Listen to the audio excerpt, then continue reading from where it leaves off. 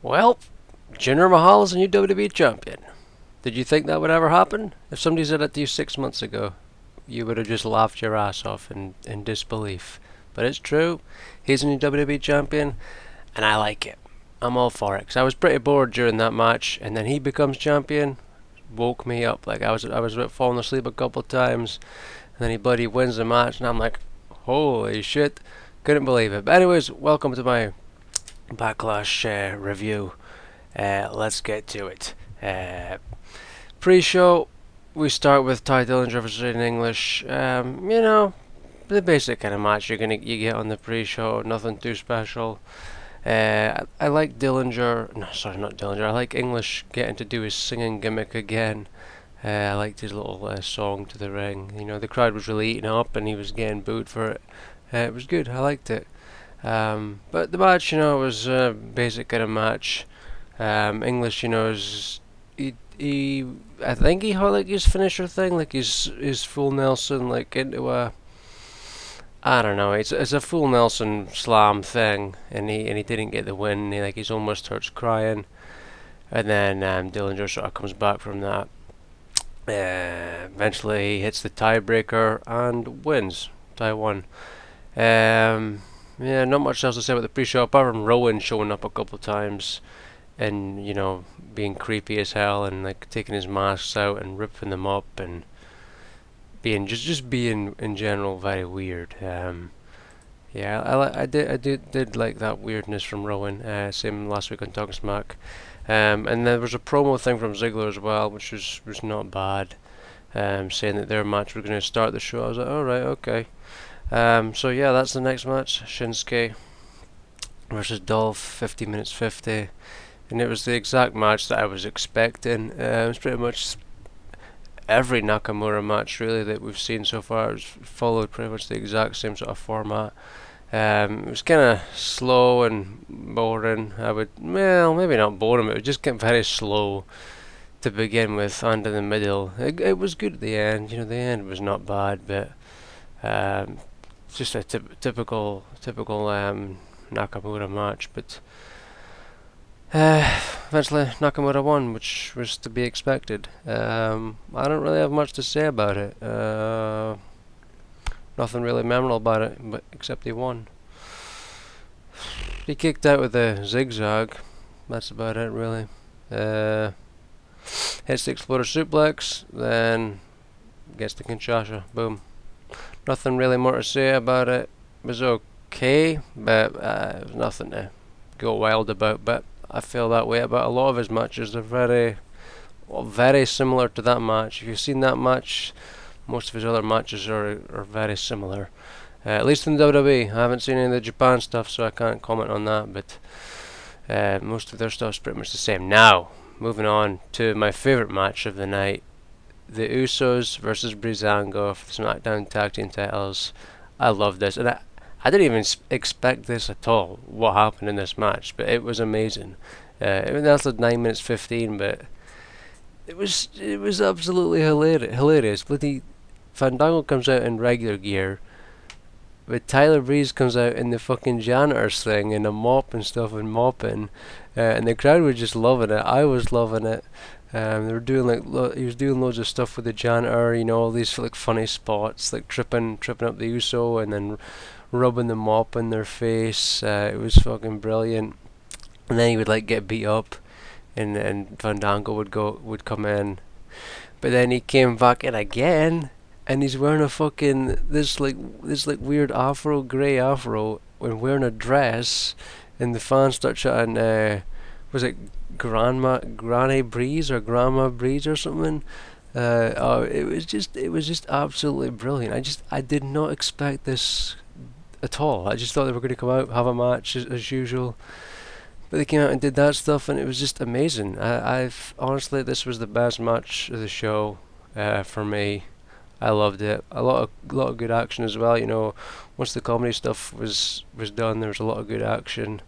And also when Jay or Jimmy threw the bloody dress and it hit JBL right in the face.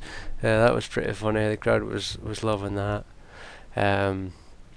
But eventually Jimmy and Jay like bloody threw Tyler Breeze right into the crowd. Like clearly he was supposed to land the barricade, but he went flying sort of into the crowd, and they had to sort of run to catch him so he wouldn't hit anybody. But luckily there was nobody sitting at the seating area where he was thrown into. But this match was really, really good. I loved it, and I want to see more matches from them. And I want to see Breezango continue to be pushed with this gimmick because it's amazing. I love it. Eventually it ends with Fandango, and he's up top. Then he gets super kicked in the face by Jay or Jimmy, one of them, and then he unfortunately got beat. I was kind of sad at that, but it was a very good match. Very good match. I loved it. Next match was Sami Zayn versus Baron Corbin. Nothing really to say about it. It was decent enough action. It's not like it was boring wrestles or that for most of the match. It was alright. Corbin sort of dominated most of the match, but eventually Corbin, threw Zayn into the corner. Zayn put his foot up, got the big boot, then hit the Aluva kick and got the win. Nothing else really to say about it. That's all that happened. It wasn't anything special, but Zayn got the win, so I suppose that's a good thing, but I don't really feel it did anything for either person. So there's that. After this, there was a thing with Jinder and the Singh brothers arriving, and the Singh brothers they were in the car in front of him, and Jinder's in this limo thing, and they pull like a massive carpet out of the boot or the trunk, whatever you prefer to call it, and then they lay it down, and they're like getting it all ready and getting rid of any dust and shit off of it, and then he comes out and has a promo. It was pretty random, but yeah, there's that. Next match was the women's tag match. Nothing really to say about this. I was kind of surprised by how it ended, to be quite honest. It was 10 minutes 5 seconds long. Nothing really to say about it. I liked Ellsworth's promo. That would have been the highlight, really. I liked his promo beforehand. I liked him when he was on the pre-show too. But nothing really to say about the match. I can't believe it just ended with Becky tapping out to the sharpshooter just so easily. I was just like, that's it. That's how this is gonna end. Just nobody comes in to break it up, and she tapped so quickly. It was just she was just in it less than like 10 seconds, and she tapped. I didn't get that. Didn't get that at all. But well, at least Natalya and that got the win. So I suppose maybe they're gonna follow up with Carmella getting the championship match with Naomi. I think that'd be pretty good. Yeah, nothing really to say about it. It wasn't really a great match. Nothing really to talk about. I mean, they all got in their moves and what have you, but nothing special. Moving on, Kevin Owens versus AJ Styles. Some people were saying this was a great match. I mean, it was a good match. I wouldn't say it was a great match.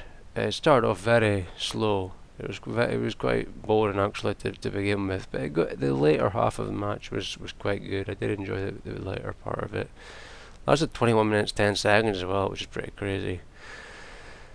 At one point Styles went for the bloody Styles Clash on the apron, and I was like, what the fuck? But then Owens like got out of it and like smashed Styles' leg off the ring post, and that was sort of the story for the rest of the match, with Owens working on the leg. But then the sickest moment of the match was a suplex by Styles to Owens on the apron. Oh my god, that had to hurt like fuck. That really had to hurt like fuck. After this, they were kind of outside for the most part after this. Styles comes out of nowhere from the timekeeper's place, hits a forearm. He looks like he's going for the Styles Clash on the table, but then Owens pulls him out and his leg falls through the hole, and then I thought it was good. I liked the ending. I thought the ending was good. Some people probably complain about it because they know they don't understand storyline progression, but I liked it. He got his leg caught up in the hole and got on the wires and got countered out. I thought that was good. I did like that.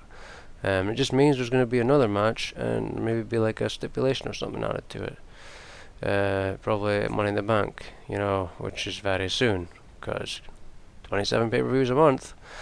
But yeah, Kevin Owens won, so I was happy enough with that. But the first half of the match wasn't that great, but the second half was okay. It was okay. That would probably been the second best match for me.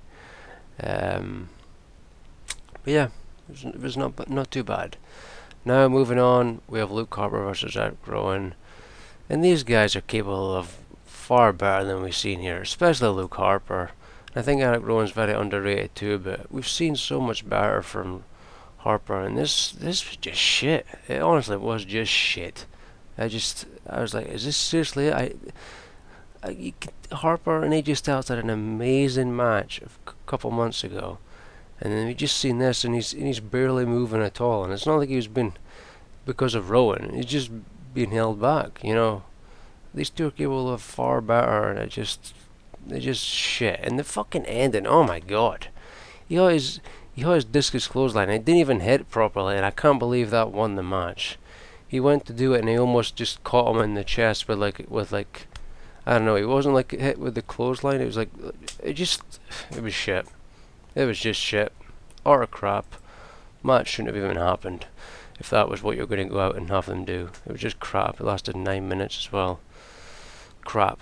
Moving on, we have Randy Orton versus Jinder Mahal. At this point I was really quite tired. I was starting to fall asleep a little bit. I had to rewind a couple times. Last 50 minutes 45 seconds. Started off with bloody Orton just going nuts. Before the bell even rung, he starts beating the crap out of Jinder. And then eventually sort of Mahal comes back, slams him into the board and sort of, comes back and doing his own thing. As for what happens after that, I don't really remember. I don't think there was really much to talk about in the middle of the match. I did like when they were on the outside and Orton was just going nuts on the Singh brothers. He did a couple of bloody belly back suplexes on the announce tables.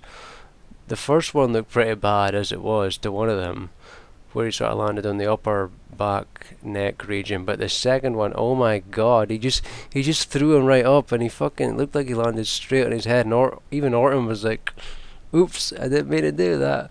But I think they were okay because they both came back and he did the middle rope DDT thing to them. So he must have been alright. But then after that, Mahal comes in, hits the Kalas, is that what they call it? Is that what he's calling it? The bloody Cobra Clutch Slam thing. And wins and becomes WWE champion. I thought that was awesome. I was happy with that because I wasn't really a fan of Orton as champion, so I was glad they did something different. But some people were saying this was a great pay-per-view. I would disagree. Match quality-wise, it just wasn't there. Usos, and that was by far the best match for me. I could see why people sort of liked Kevin Owens and AJ. And maybe even a stretch, Shinsuke and Dolph, but it's a typical match you've seen from bloody Nakamura and NXT, so I don't really have anything to... I wouldn't agree. I wouldn't say that was a great match in my opinion, because we've seen it so many times, really. Just the way I feel. But very, very happy Jinder became champion. I like that. I really, really do like that. I'm interested to see where they go with it, and if they keep him as champion. And some people are saying that Rusev's gonna... Rusev's going to come in Money in the Bank and face Jinder. I don't know, because I think Rusev's going to be a heel as well, and I don't see two heels going at it. Especially the way that the previous, promos and that he's had were saying that he doesn't like Shane McMahon, and he doesn't like this, and he's very unhappy. So I don't see that happening. I could see him being thrown into the Money in the Bank match, and then there probably been a rematch with Jinder and Orton. Maybe a ladder match, I don't know. But I don't think Jinder and Rusev's going to happen. People are like, oh, it's the long built-up match of Jinder and Rusev from Fastlane earlier this year where they broke up. I don't know. I don't think I see that happening. But I could see AJ and Owens. They could probably have a stipulation of their match. I don't think they'll get thrown into the Money in the Bank because kind of need some other matches for the rest of the show. So yeah, there's that. But I don't think this was a that great of a pay-per-view. Like I really did enjoy Payback a lot more.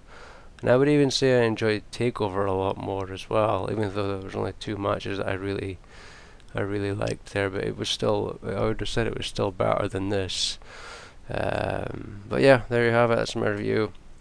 Surprisingly quite tired. I thought I'd be okay because I've been sleeping all day through Sunday till like 5 o'clock or something. I'm kind of quite tired actually, so yeah. But at least I have a half day today, so that's not too bad.